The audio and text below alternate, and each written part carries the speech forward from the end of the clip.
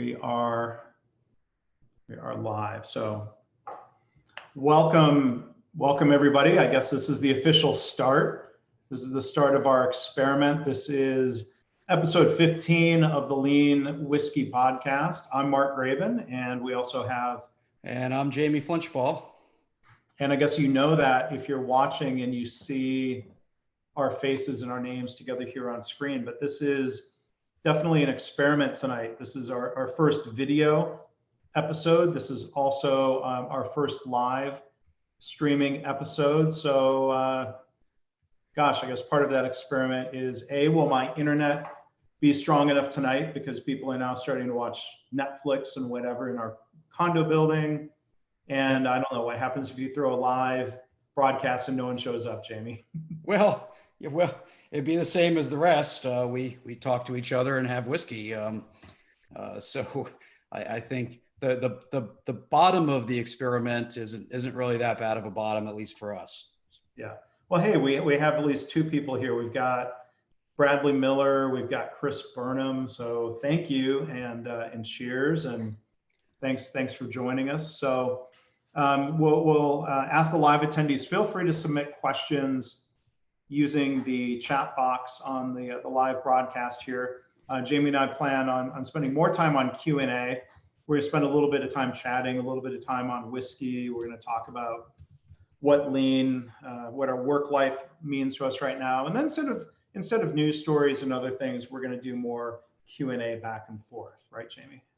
Absolutely, yeah. So we have a little less, I guess it's really three experiments in one, since we have a little less structure and preparation on this one, since we're planning on responding to questions.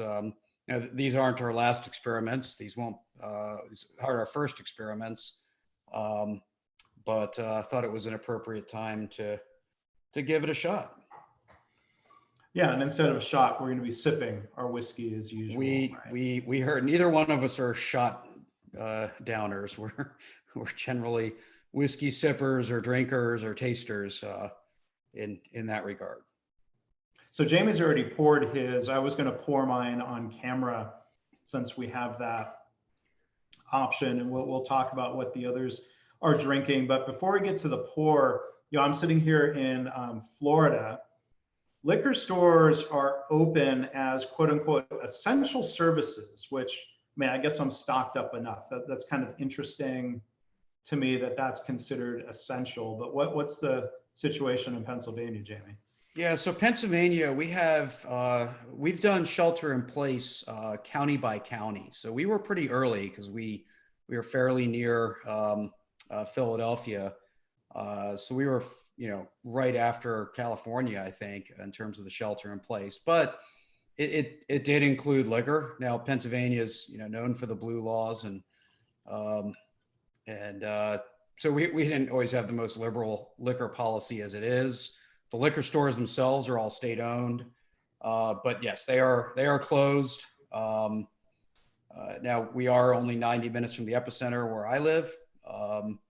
So yeah. I don't know if that's a reason to take greater precautions, but there's always ordering online, which I haven't done yet because, like you, I am quite well stocked to start off on.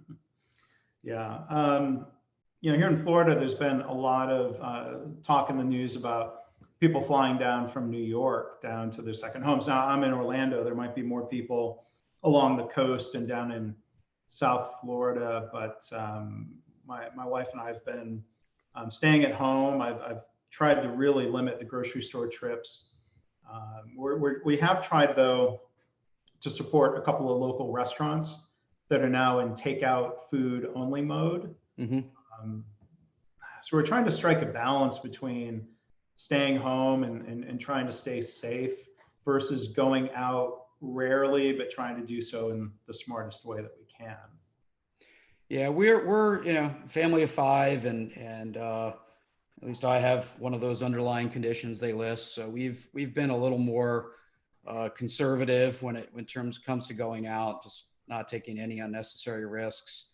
I actually went out only to the pharmacy today for routine pickup, but it's the first time I've run an errand myself in about 18 days. So, so yeah, I mean, we're certainly, buying groceries and a few things like that where we can, but largely just, we're hanging out at home, doing our thing as a family, and school started again today, which was nice.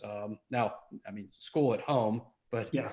at 8:30 each day, assignments drop. The rule is we want our kids all to start at 8:30 or at least close to it. They can't do anything else until all their schoolwork is done. It doesn't take them the full day, but then it's very clear that's the first priority. So Yeah. So that's probably the biggest dose of added normalcy that we've had since we started this. Yeah, and my wife and I, we don't have any kids, but it's the both of us working from home. I'm here in a bedroom office. She's taken up office on the couch out in the living room. But yeah, things have been very much closed down here in Orlando. It's been shelter in place for a couple of days. So liquor stores are open. I'm sorry to bring this up, Jamie, because I don't know if you probably take care of this with the razor blade. Barbershops are closed, so my hair is getting to be longer than it has in a long time. Yes, I've talked to a few people that suffer from that problem, as my kids are. My older son declared he wasn't going to shave until he went back to school, so we'll see what happens there. But no, I don't need a barber. It's been a long time for that. But yeah, those are I think somebody said in a few weeks we're going to find out everybody's natural hair color. Yes. My wife and some of her friends were talking about that on a kind of Zoom happy hour the other night. So it's part of our new reality, but hey, we have our health. So cheers to that. And everyone who's listening who's doing okay. So maybe we'll talk about whiskey for a little bit, as we usually do at the start of the podcast. So Bradley Miller posted that he's drinking a Glenlivet 18 with a large clear cube, and knowing Bradley, he's probably got good standard work for making that super clear ice cube. So maybe I'll have to ask him about that sometime. And Chris Burnham is drinking a really nice Irish whiskey, Redbreast 12-year. I don't know Irish whiskeys that well, but Redbreast is one that I've really enjoyed. Yeah, I can't remember the last time I know I've had it, but I don't think I've ever had a bottle at my house. So I've had a few Irish whiskeys in and out of my collection. Yellow Spot has always been one of my favorites, but yeah, I don't think I've had the Redbreast 12-year. I probably had a cheaper version of Redbreast at some point at a restaurant, but yeah, and we hope if there are other people in the chat, they share what they're drinking, if they are. By no means a requirement. right. But we decided, as we do, pick a theme. And since we're sheltered in place, our theme is sheltered in place. So we're going to drink Pennsylvania and Florida whiskeys. Yeah, we'll keep it local. We'll keep it local. So yeah, so I'm drinking Dad's Hat, which is a Pennsylvania-based rye distillery. Do you have the bottle? Don't forget we have video. Yes, I actually do have the bottle. Take advantage of the medium. Take advantage. So there's the bottle. And so I went on a trip to visit them in person, because there's only one variety that I've ever seen in the store. And so I walked away with 3 bottles of different Dad's Hat varieties. But so this is the bottled and bond straight rye whiskey, 100 proof. Now these guys are, there's been a lot of ryes coming up, but a lot of them do a lot of tempering of the rye spice with a lot of corn mash and maybe some malted barley. But these guys go really back to some, I'll say traditional Pennsylvania values when it comes to producing rye. So I don't know if it's their typical or their only grain bill, but they do 80% rye, which is high even for a rye, 50% barley malt, and 5% rye malt.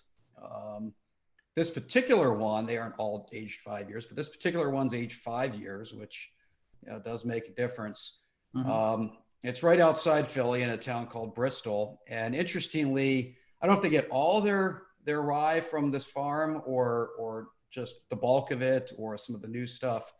But the farm that they use to get most of their rye from is about a mile from my house. Oh, wow.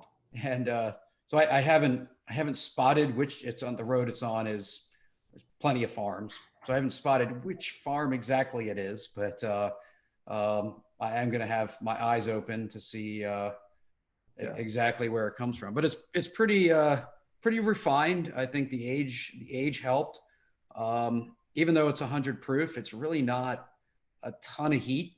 It's not, it doesn't hit you like a ton of bricks, like a lot of 100 proofs will. It's got plenty of that, that spice that you expect uh, from a rye. So it's got very good traditional rye flavors, along with some fruit without the sweetness. So not as much sweet fruit that you get maybe in a Mhm.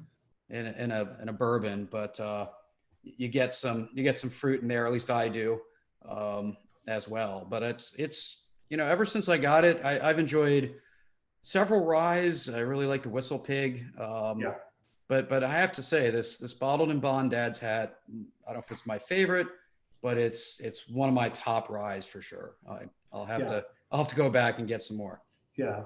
And a lot of the trendy bourbons in the last couple of years have been the bottled in bond selections. They're always 50% ABV or 100 proof. And there's kind of a long, interesting history about uh, bonded warehouses and bottled in bond and like not having to pay tax on it, I think. And it's all got to be made in a single year. I think it's one of Yes, the other rules, definitely one of the rules. just going off of memory. All has to be from the same year. Is government sort of guaranteed, if you will, and there's it has to be distilled at a certain proof or not above a certain proof, go into the barrel at a certain proof. Yeah. So there are a whole bunch of requirements, and from what I understand, it was kind of a way to guarantee. There's so much bad whiskey back in the day. It was a way to kind of say, okay, here's a little bit of a government guarantee of Yeah. meeting a certain threshold, because especially Canadian whiskey at the time, I don't want to disparage it today, they just throw in stuff to add color, right? Yeah. Anything to add color, but it was pretty much just white lightning with some, coloring added, uh, There, call it whiskey. So, last time I was in Kentucky, um, trying to think which tour it was. So, well, I did tour Michter's, which I think has origins and history going back to Pennsylvania. I think it was originally a Pennsylvania distiller. It okay. went bankrupt. It was out of business for a long time. And then somebody basically bought the name and started using it Hmm. in Kentucky. So there's some Interesting. origins there. Yeah, Chris Burnham commented in the chat that Bottle and Bond was an attempt to standardize whiskey quality, but one of the distilleries I visited, Old Forester, that's what it was. Hmm. They claimed to be the first to bottle bourbon. That before you would go and basically bring your own jug Right. and dip it out of a barrel or something. And back then, I think in the tour they talked about how people would use, like at best, things like tobacco juice Right. to darken the whiskey and make it look aged or like it had been aged longer. Or there were things that were quite often poisonous, like gunpowder and Mm-hmm. other things that you wouldn't want to be ingesting. So thankfully, we can trust that what we're drinking now is unadulterated. Yeah, and what's interesting about rye is that in addition to rye whiskey disappearing for quite a while, for the most part, rye bread has disappeared. And so, Hmm. it used to be, incredibly popular. Rye bread was just an easy bread, and white bread basically put rye bread out of business. And a lot of very specific varieties of rye grain have essentially gone extinct. Um, Huh. and so Dad's Hat is actually working with I always forget if it's called the National Seed Depository, or it's basically where they keep seeds in case there is some type of apocalyptic event where we can't grow our own, where we lose our entire crops. But they have it's like a library. They have all these different things. So they've tried a few new ones, a few old ones, I should say, bringing them back. And they're a few years away from the actual grains being mature enough to distill, but they are in the process of growing varieties of grain that have been off the market for a long time. So really looking forward to see what happens there. So hold up your glass. How are you drinking this? This is a certain glass you normally use. So it's one I use more than anything, one of my two Norlands. So, or two styles of Norlands. This is the Norland tumbler. It's the heaviest glass I've ever picked up in my life. Yeah. It's just got this massive base, thick walls. It's got ribs on the inside and the bottom, which are going to be impossible to see, that are meant to help sort of agitate a bit the whiskey. And so as a tumbler, this is easily my favorite. And then I also have, when I'm really into tasting, I have the other Norland glass. I forget what it's called, but it really, I think is, I've done side-by-side comparisons, and it makes a difference. It's shaped vaguely more like this Glencairn glass that I'm using. Yeah, right? more on the inside though. It's interesting. Inside. It's like there's an inside and an outside layer in how it's formed, and it's more of an acrylic rather than a crystal. So I don't enjoy the feel in my hand as much as this, but the tasting experience is better. Chris is asking what watch I'm wearing to match the whiskey glass. So it doesn't match the whiskey glass, but I will say I'm wearing a Pennsylvania-made 1961 Hamilton. There you go. So keeping it Pennsylvania at the very least. So I'm not wearing a watch. I'm like totally of the phone. Check your time on the phone generation. I wear a Fitbit occasionally. Jamie is still friends with me anyway, right? Yes, I am. To each their own. Put on my. I enjoy my my hobbies my own way. So yeah. So that's my Pennsylvania tasting. What's your Florida tasting? So I'm drinking a Florida. What would you guess by looking at it, Jamie? What? That looks like syrup. That's some dark color. Pretty dark color. Yep. So that's definitely some extra finishing on a bourbon. Good call. By the way, Bradley says he's got his grandfather's Hamilton. So you get we'll do a breakout room sometime. You guys can talk about whiskey, or watches. So this is a St. Augustine Distillery port finished bourbon. So the listeners on the audio podcast don't get the benefit of looking at it, but I've tried a lot of Florida whiskeys in the 3+ years I've been here. This is, some of them are good. The beauty of whiskey is that I think you can make it well just about anywhere, unlike wine. Right. And I think this one really is my favorite. So it's 51% ABV, so it's one higher. Yep. And then Jamie's. It's I looked up the mash bill. It's 60% corn, 22% malted barley. Okay. Which the distillery says is somewhat unusual to use malted barley. Malted barley, of course, have more the characteristics of Scotch. Right. I think a lot of American bourbons, they don't malt the bourbon. And again, I'm not a whiskey Not themselves expert, at least. Right. so I could be wrong on that. But it's 18% wheat. So in a lot of cases, you might call this a wheated bourbon. It's been aged 3 years, and then it's been aged 6 months in port barrels from a Florida winery. It won a triple gold medal in the 2016 Micro Liquor Awards so congratulations to them for that. And I'm drinking it out of a Glencairn glass that has a little bit of kind of a pattern etched into it. So it's one of my favorite glasses. This is one to drink neat, I think. Yeah, and there's very few in my collection that I don't drink neat with a little water added, which is how I had this. Did you add water to yours? No, I like it just as is. Yeah, and I typically, especially with just bourbons, I add water a lot less frequently because it really depends on the oils.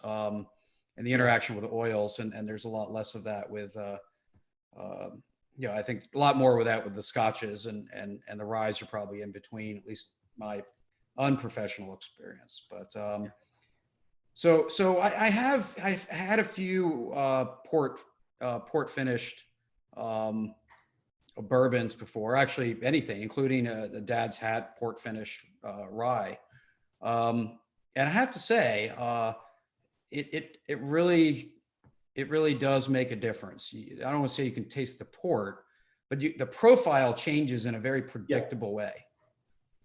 I mean, it's got a sweeter profile, which I think balances the spice of the rye.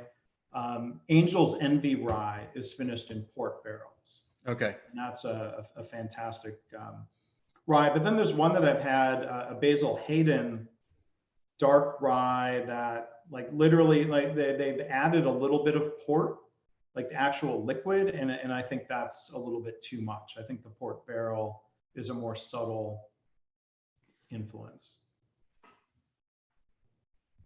But going back to the ice cubes thing, Bradley posted that I like I suspected. He says, I tried my own experiments on clear ice, and like a good lean guy, so he did experiments. He used to freeze an entire igloo cooler and chip away the clear pieces. But then he finally broke down and bought something called the True Cubes Clear Ice Cube Tray. He says it really works like it says Nice. in the ad. Yeah, I do ice a little bit more in the summer, usually with a bourbon, and I use spheres, which are pretty nice. But yeah, I haven't done a lot of that. Mostly, I am quite aware that with my lack of travel, I'm actually probably drinking more. So I'm trying to take more sipping pours rather than drinking pours. So I do tend to distinguish at the beginning of the night, am I drinking whiskey or am I tasting whiskey, and approach the two differently. Today might be a little in between. Yeah. Well, hey, so I'm going to suggest, I mean, we did have some topics lined up to talk about, but Bradley, like a good lean guy, is asking questions. He posted a question here. Curious to hear your view on lean's role in the COVID recovery. And I mean, I don't know if we're ready. We're not quite in recovery. I think we're still in the middle of the crisis. So maybe, there's a way I could try to touch on this from a healthcare perspective. Jamie, I don't know if you've been following what some of the manufacturers are doing. There's an interesting response out there. Mm-hmm. Yeah, I think it's probably less of following the news. I'm actually preparing a blog post. I don't know when it'll get out, because I've been advising a lot of lean teams on how they respond internally. What do they do? And so that blog post is coming out. But I certainly think that it depends on whether or not your mission is life critical. Hospitals making ventilators, testing centers, which still, I don't know why we're talking more about masks than we are about testing, but we do not have control of this until we can test pretty much anybody that wants it rapidly. Right. Well, and I have read about developments.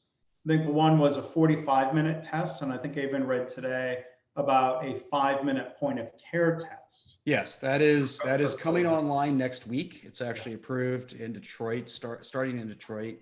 But I have no idea what the rollout plan is. They plan on 50,000 a day, which is a great start. That's awesome. And I think the other is, from a response standpoint, is how do we adjust our processes for those that still are in key businesses, right? They're whether it's a grocery store or manufacturing toilet paper or whatever else, how do they adjust to the changing conditions, whether it's changes in operations, changes in demand, changes in service consumption, right? So, my number one advice has just been understand the problems at hand and focus on solving those, right? So that's been my advice. I think not knowing where all the improvements come from, you've seen an awful lot of examples of that being shared. Some of them are very just pragmatic, they're not super creative. They're just, hey, we're going to stagger our shift every 2 minutes. A couple more people can check in. We're going to space out people at the doorway and do thermometer tests and stuff like that. So there's some basic fundamentals. And then others trying to reshape their production, change their business model to meet the demand of what they're facing today.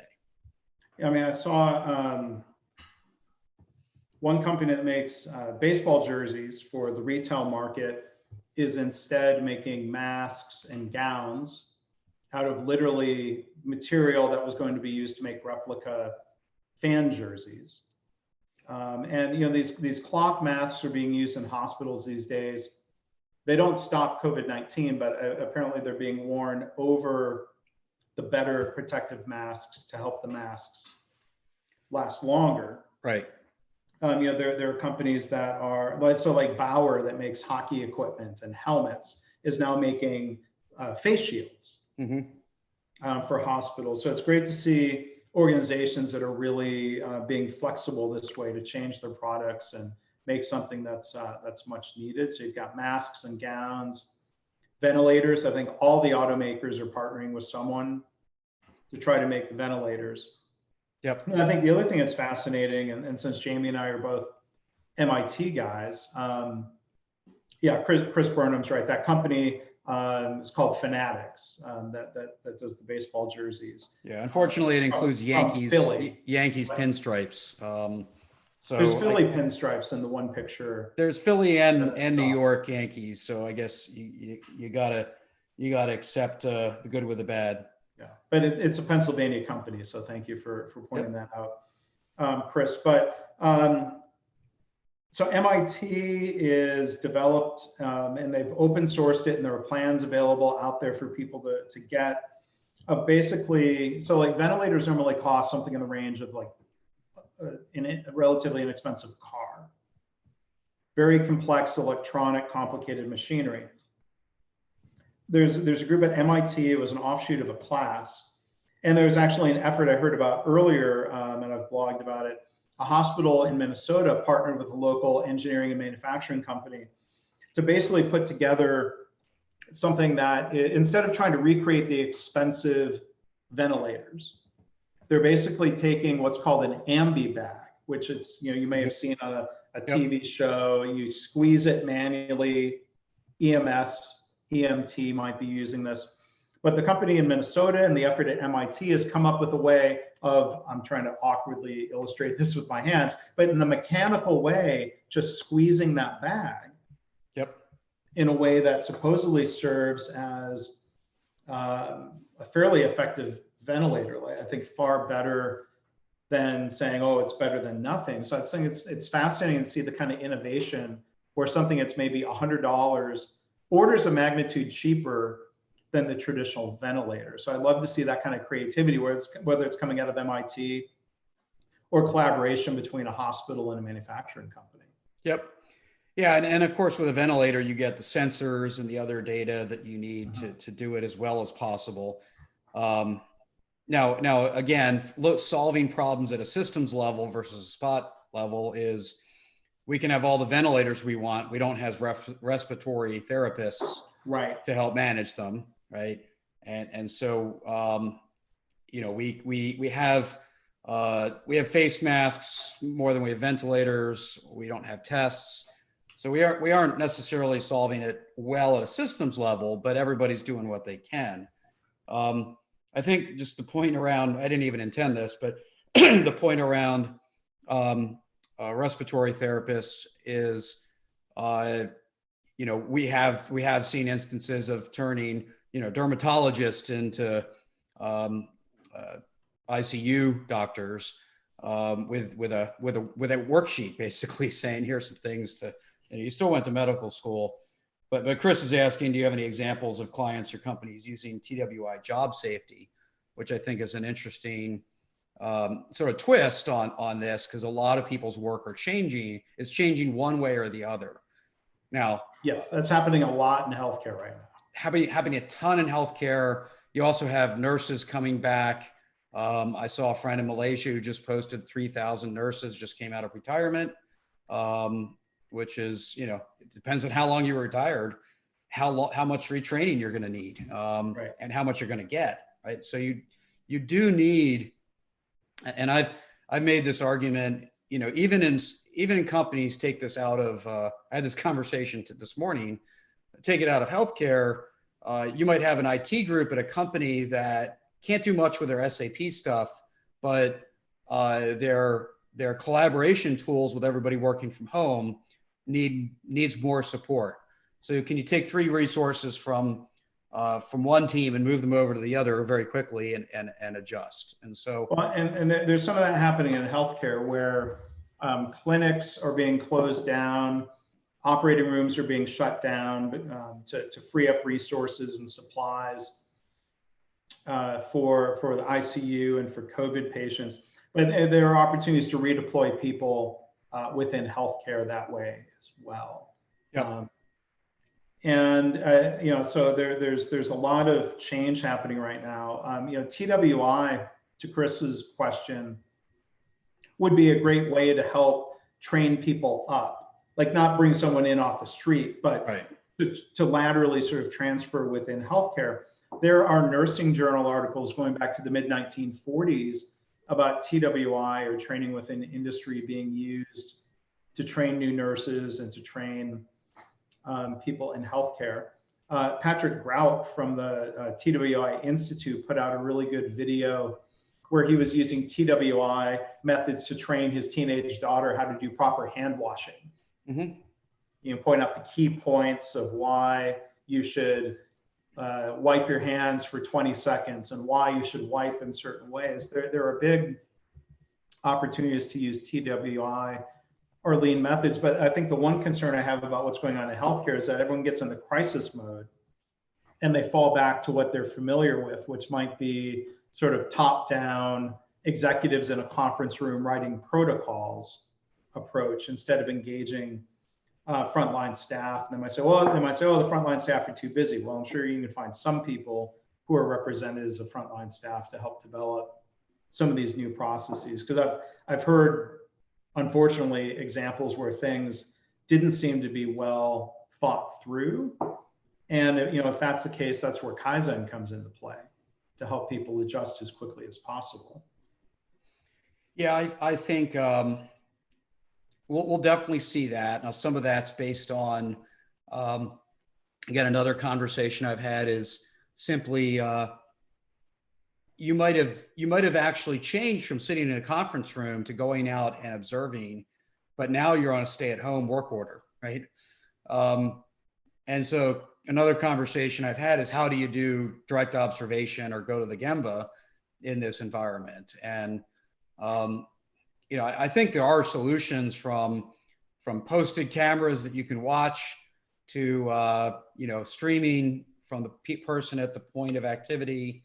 I mean, we used to do videotaping of long activities back in the early to mid 90s, right? So there's ways to do this, and I think that's the number one aspect around these things is, you know, requires an approach to say, what is the problem? How can we solve it? Not can we or can't we, right? That's like the wrong question to ask is how can we? And that includes these things. Now, this is where, again, if I were, it's super hard to do because you're still 10 nurses short or 100 nurses short. But if you have new nurses coming in, you take either your best nurse or your second best nurse, and you use them to do the training of the inbound resources so that you have less variation and more capability with those additional resources. You know, maybe you keep the best nurse at point of activity to do the troubleshooting of the complex problems, but at least use your second best nurse to do that training within industry methodology to get the resources up to speed with a minimum amount of variation. And you mentioned having to work remotely. I think that's been a big challenge for a lot of hospitals where, so it's for their own health and safety, that the internal process improvement people had been told to stay at home, to work from home. Yep. And that creates a lot of challenges of how do you stay engaged with people? How do you try to help facilitate process design or process improvement from a remote standpoint? It's possible, but I think it's also possible that the people who are actually at the hospital still in crisis mode are trying to be heroes, and the lean people might be at home developing training or learning or doing things that aren't bad, but might not be contributing as they possibly could to the actual crisis that's right in front of us. Yep. Yep. And there has to be an effective way to do that. And you can't push all of it off down the road. So we do have another question that I think relates to this, right? Because you talk about what the lean resources are doing during this time if they can't be directly engaged. And I've talked with 10 groups in the last 2 weeks, and it's all over the map about how engaged they are, but almost none of them are at the point of activity right now. Right?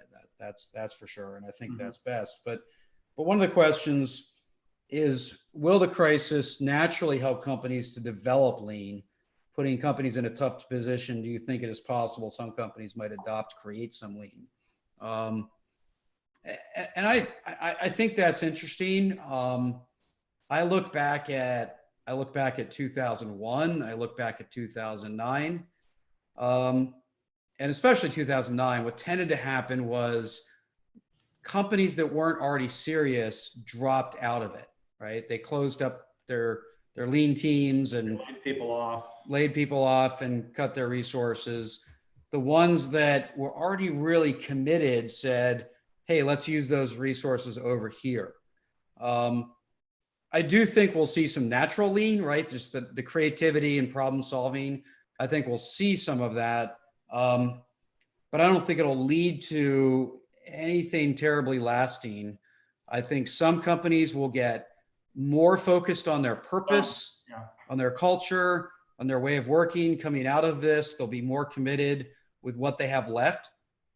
Others will be scrambling and doing whatever they can to survive, and they won't be productive actions. Usually they'll be panicky steps.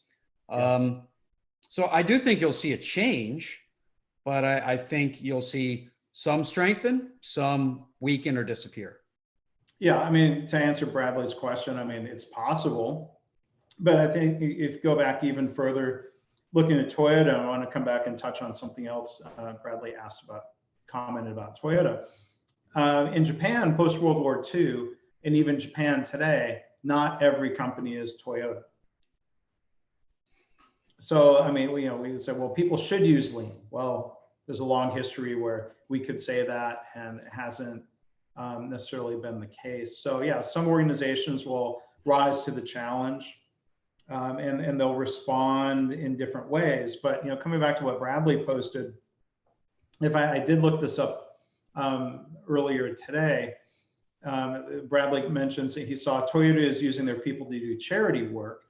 Haven't heard much about them doing training or improvements, but I know many companies are laying people off. So when Toyota shut down for 2 weeks, at least I'd read about this in Kentucky, Toyota made clear that nobody was being laid off, that people were going to be paid during that production downtime. So it's a combination. People probably aren't out buying cars in the middle of this, and there's the health and safety concerns. But Toyota has a long and I think admirable track record of not laying off full-time employees when they've been in a production downturn, going back to 2009, going back to when the tsunami hit, which was 2014. It knocked some suppliers offline in Japan. And at that time, Toyota and GM were both forced to shut down production. GM put employees on short-term layoff. Toyota said, no, we're going to pay people.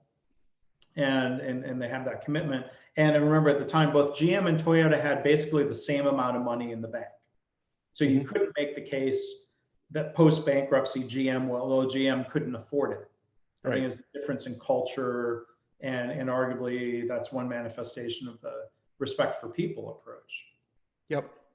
And confidence. I think that's the other aspect. It's not just, I think, it's a byproduct of it, but it's the ability to control your destiny, right? And the ability to manage yourself, manage your resources, solve the problems in front of you, even if you don't know what the next one is. I think when you don't have confidence in your ability to do that, then you're more likely to panic. When you do have confidence in your capabilities as a whole company, you're more willing to see your way through it.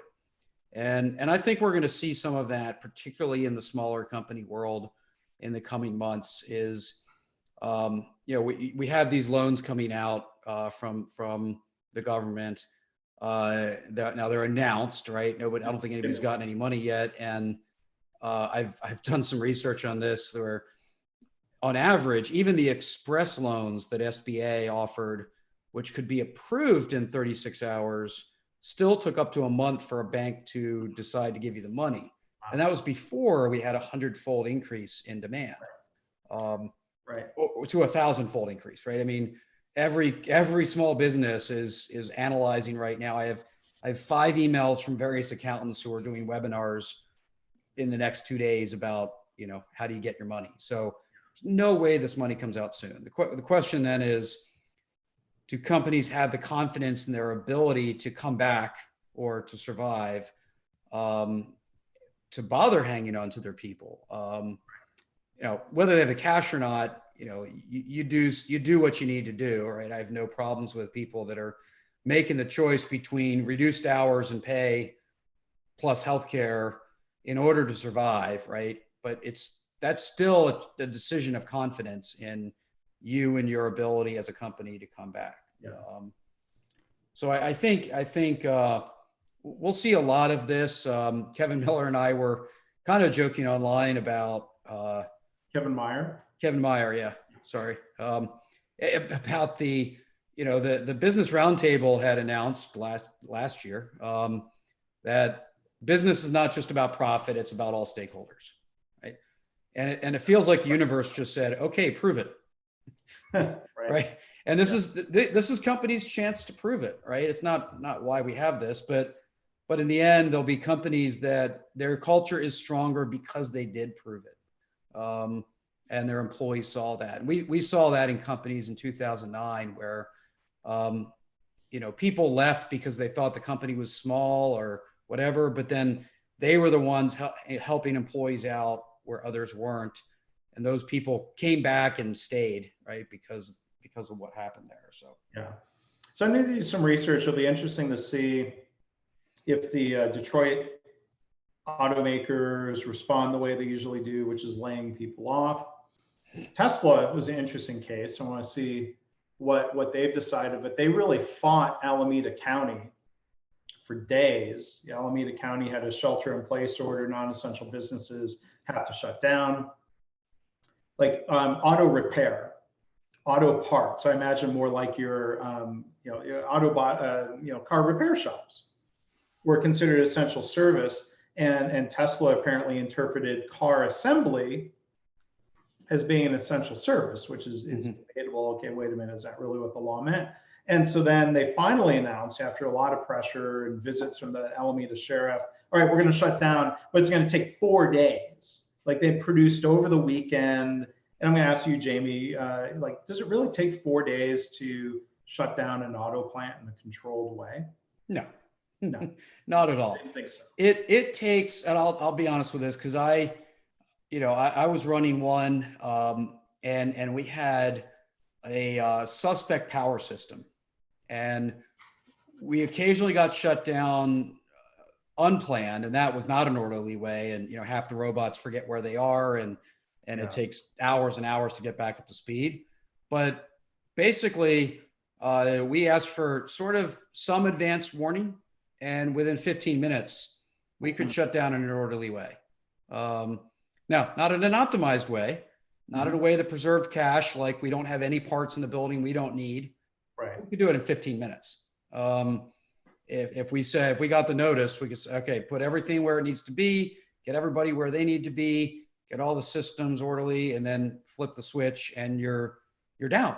And it's really not that hard. It's complicated, but it's really not that hard. So yeah, the critics were saying that Elon Musk was just trying to squeeze every last bit of production out the door. They just launched the Model Y, so this is a particularly bad time. I think I saw my first Model Y actually in the parking garage of our condo building earlier today. So I guess somebody was taking delivery of a new vehicle during this time. Somebody must have. I've not consumed a lot of miles on any of my cars, so it's that I don't know his motivation, and I'm not going to pretend to guess, but there's no way they needed 4 days to shut down. That I know for sure. So I have another question here. Chris sort of pointed at me, but we'll see what you think about metrics here, Jamie. He was asking, do you have any views on how we're managing the COVID outbreak from a metrics perspective? Are we looking at the right data in the right way and responding appropriately? So I've got a couple first thoughts on that. For one, anytime you see a chart or a number on the TV screen or somewhere that says number of cases, you should translate that in your head. This is the engineer me, gets really pedantic and specific. That really means the number of cases confirmed by laboratory testing. Mm-hmm. So we know the number of cases is much higher than the number of cases confirmed by testing. So that's the first data integrity measurement error problem. But then I think the second thing that always irritates me is when, let's say CNN, it almost starts looking like Sports Center, where they're putting stats and scores on screen, and you see a single number, or you see a couple of like just snapshot instantaneous moments. How many cases worldwide? How many deaths worldwide? How many cases in the US? How many deaths in the US? And I think back to what my mentor, Don Wheeler would say, data without context have no meaning. Or we could even add a corollary that says, one data point is not a trend. We say, well, the number of cases is up this much from yesterday. Well, 2 data points is not a trend. But when you draw a run chart and you see that terrifying exponential curve, I think as always, like a chart with many, many data points tells us much more than 1 or 2 data points ever could. Mm-hmm. Yeah, I think so. My answer to this is a little different in the sense, he pointed at you because you have the book on metrics, but which is back there in the background since we are on video now. But my answer on this is really about not are we, but who. There we go. But who is using the metrics, right? So to me, that's the main point. I am not just confident in my mathematical skills, I'm cocky about my mathematical skills. And yet, I did go to MIT, but I was cocky before that. Bravely high too. Well, I'll do that. It was before that too. And my professor used to claim he taught calculus for a living. You cannot do calculus in your head. I kept proving him wrong. He did not like that. But but fundamentally, despite my confidence in my mathematical skills, I do not try to draw conclusions by looking at worldometer, right? I do not, because there's so much more nuance in building mathematical models. There's so many more variables, testing rates, underlying conditions, hospital utilization rates, localization rates, concentration rates. There's 1,001 variables to model anything this complex. And so I listen to when the scientists and the mathematicians say some of the same things, then I have a little more confidence in that. But in the end, besides how much whiskey to drink each night, what's the data informing me of anyway? Right? Yeah, so I get some bad news about the data. What do I do? The data's clear. Shelter in place. Right? There's no other conclusion that 99.99% of Americans, let's just assume those are the ones listening, need to make based on the data. So stop, I don't want to say stop looking at the data. It's interesting. It's good to be informed. Same reason you watch the news. I have no problems with any of that. But doesn't mean you should draw conclusions from any of it, right? People have to craft the mathematical models and the data to suit their needs, and if they're in a position of making decisions.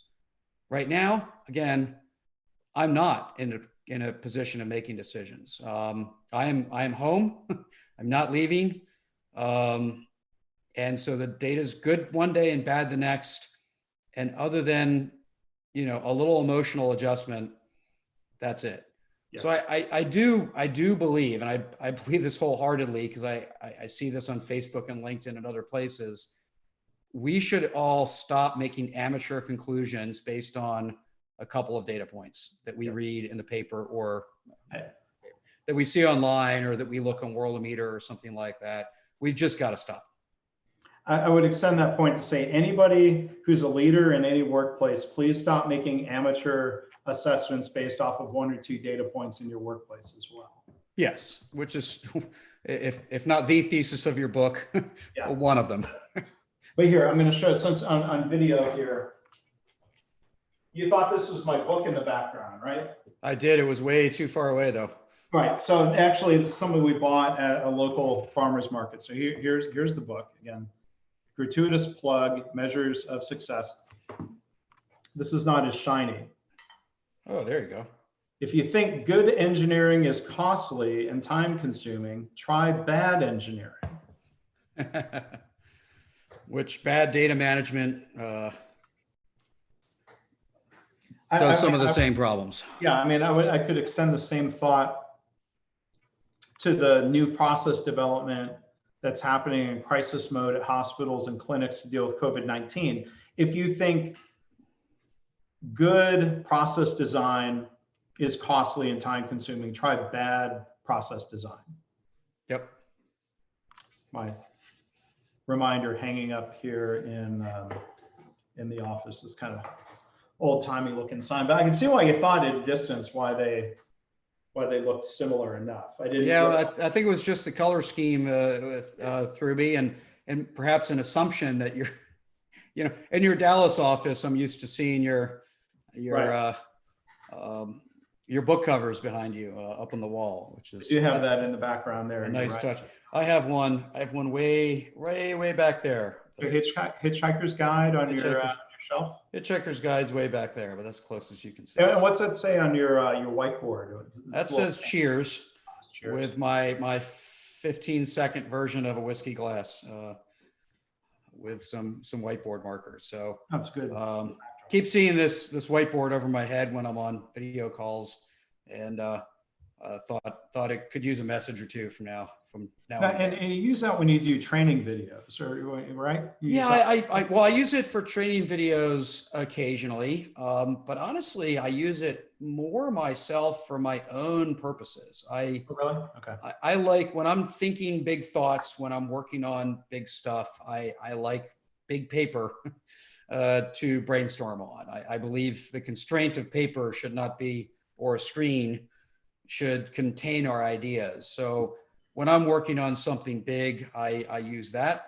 The other time I use it, I do have some meetings here occasionally, not right now. But I always do best with a whiteboard in the room. And so here in my office, as soon as I built this, one of the first things that needed to go up was a whiteboard.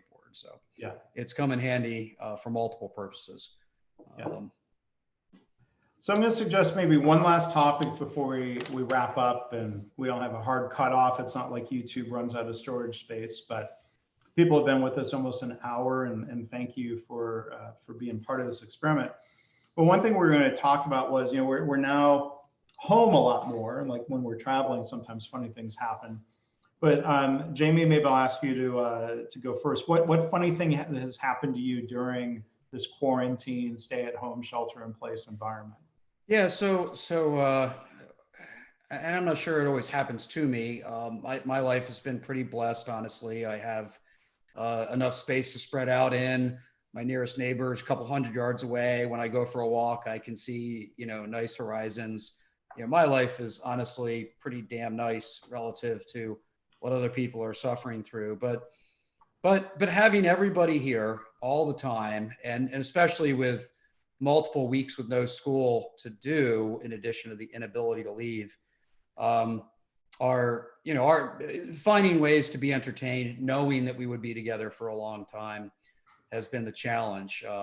Some of it has been a challenge of aligning up moods, right? So I'm in the mood for a movie. Well, I'm not. Well, I'm in the mood to do this. I'm not.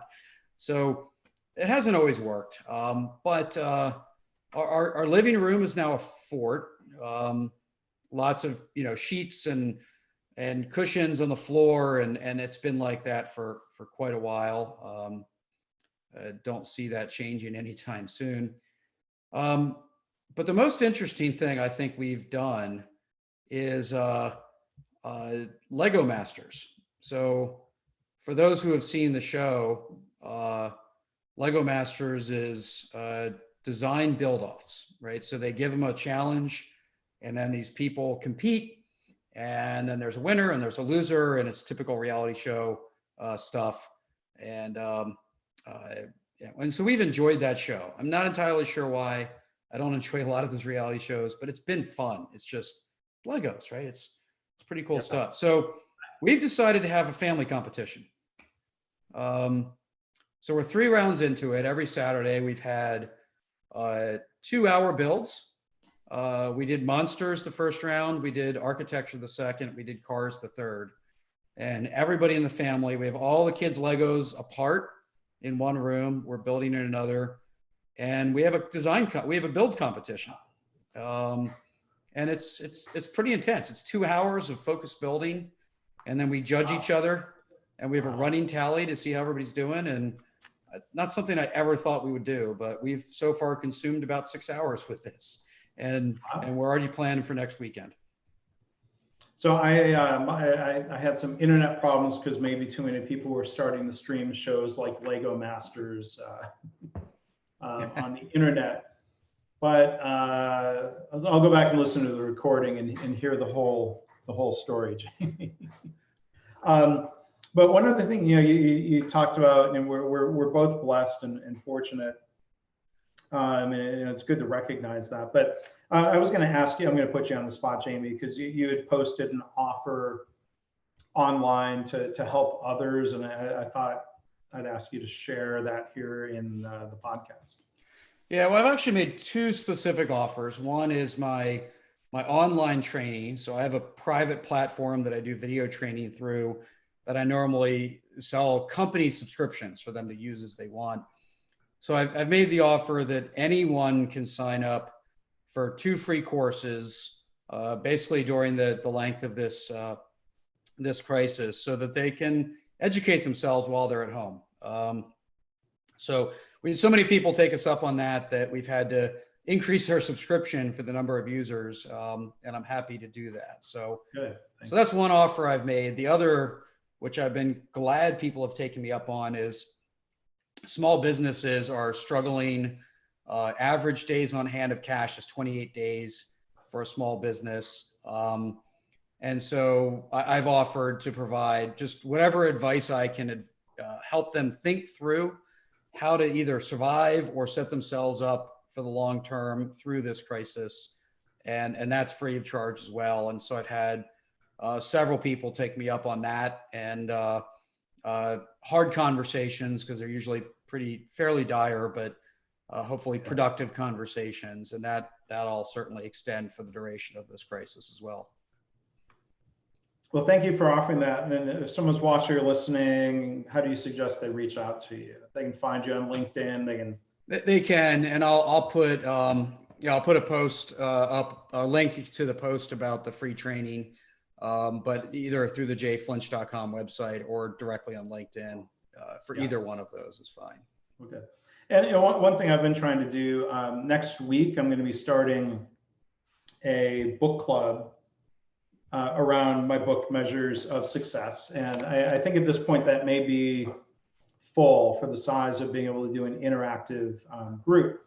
But I would invite anybody, if you've been reading the book and you have questions, or if you want any sort of coaching around process behavior charts, feel free to reach out. Would love to help if that means reviewing a chart or 2, or talking through your application of this. You can also contact me through the markraven.com website, or just email me, mark@markraven.com. That's one thing I've been trying to do. Yeah, and the other thing that you've done, which I think is great, it was interesting to see how aligned everybody was in some of their thinking, was offering sort of a support group for Mm-hmm. the independent lean consultants out there. And you're far more connected to that community than I am. But you've had a couple of lean coffee chats with people that are independent lean consultants out there, working, trying to make a living doing this now. Yeah. For the most part, although we've heard some exceptions to this that were largely just fortuitous in their design, but most people are reduced, if not shut down, in their work. And there's a lot of people that are sort of independent resources, and whether they're artists or chefs or lean consultants that are, they're not unemployed, but they're not working like they used to. And so you've supported that with a bit of a support group for engaging and talking about how we manage our way through that. Yeah, and we've done a couple of Zoom group chats with a small group. And the one thing I would invite to anybody watching or listening is, on LinkedIn, I started a group with the same name, Independent Consultants Stuck at Home. And that group on LinkedIn is not limited to lean consultants, because there are a lot of people in adjacent fields or different fields who are in that same situation where we can't travel, we can't go to our clients, we might be able to do a little bit, but there's been a big drop off in revenue. So that is something that hopefully helps people make new connections and learn from each other. But before we wrap up, can I tell my funny story? Yeah, tell your funny story, and then we'll close it on out. And I should have brought this dang trash can in here to visualize or recreate the moment. But in our kitchen, we've got one of these trash cans. We bought it at Costco, where it's hands-free. You wave your hand and it goes, and the black plastic lid goes up, and then a timer and the lights blink down, and then it closes. So I was making eggs one morning, and my wife would have loved to actually have witnessed this. She would have laughed, rightfully so. So I was making some eggs. So I cracked one egg into a bowl and went to go throw the egg away. So you got egg on your hand, you just kind of wave your elbow, and it goes. I threw the egg in the trash can, and that stays up for this period of time. And then I cracked the second egg, and I go to throw the egg in the trash can, and sure enough, right as I'm throwing the egg, the lid goes down. It blocks my shot. It probably would have given me a Matumbo finger wave if it could. And so then, because there was a gap between the trash can and the counter, I go down to pick up this eggshell, which is now on the ground. As I lean over the trash can, here's my head, and the lid goes. Apparently, I triggered the sensor. And it goes up and it smacks me in the head. So thankfully, it's a fairly light piece of plastic. Yes. Still, first, for a very split second, I was mad at the trash can, and then I saw the humor of it. I can see being mad at the trash can, but I do like to be able to control my appliances on my own free will. So never had I think Bruce Hamilton and Toast Kaizen, we've never had a toaster smack us in the head, right? Not yet. It might be coming. Oh, well, this was fun. Again, we were going to do a lean whiskey anyway, so we at least got the technology right. It seems to have worked, and we had people chatting and providing us some questions. We had a non-zero number of viewers. We had a non-zero number of questions. And zero, other than perhaps one bandwidth glitch, which we probably would have had anyway. Zero technology failures. So that's a win in its own right, because even our old method, we've suffered from some of that. So I knew that was the biggest risk, and thankfully it was like 55 minutes into the episode before that happened. So thank you to people who tuned in, or people who might be watching or listening to the recording. We'll I guess, like with any experiment, we'll evaluate, is this worth doing again, right? Absolutely. Well, we won't always put you on the spot, but we'll figure that out. But I do want to invite people. This is our 15th episode, so if you want to catch up on any of the other previous episodes. Last time, Jamie and I talked about the idea of not blaming just in time for supply chain problems. We were really at the time thinking about manufacturing supply chains. Now it's sadly the healthcare supply chains. Yep. But you can find past episodes through my website. You can go and enter leanwhiskey.com into your browser. You can spell whiskey either the Canadian style or the Scotch style or the American style, whiskey with a K-E-Y or a K-Y at the end. You can also go directly to leanblog.org/leanwhiskey, which you do have to spell K-E-Y. I'm going to jot that down. I need to fix that so you can spell it both ways. And Jamie, on your website? Yep, jflinch.com/leanwhiskey. So I would invite you, hopefully if you enjoy the content, I mean, hey, if you don't like the whiskey talk, you can always kind of skip through the first 10 or 15 minutes of the episode. There's a Venn diagram of people who are interested in both lean and whiskey, and we're catching that small intersection, right? Yeah, it might be bigger than you think, but we are catching that intersection. We have a non-zero number of listeners each time, but we would ask you to subscribe to us either through Apple Podcasts, Spotify, Stitcher, Google Play, pretty much anywhere you can find podcasts. Yeah, and please do rate us, review us, subscribe. It really does help us. I think those that know us know that we try to be lean thinkers. We certainly practice continuous improvement, and so the feedback alone is always very valuable and helps other people find the podcast as well. So we appreciate any of those actions. Yeah. So with that, I guess we can hold our glasses up to the video. Absolutely. A virtual clink. Cheers. Cheers. Thanks, Jamie. Thank you.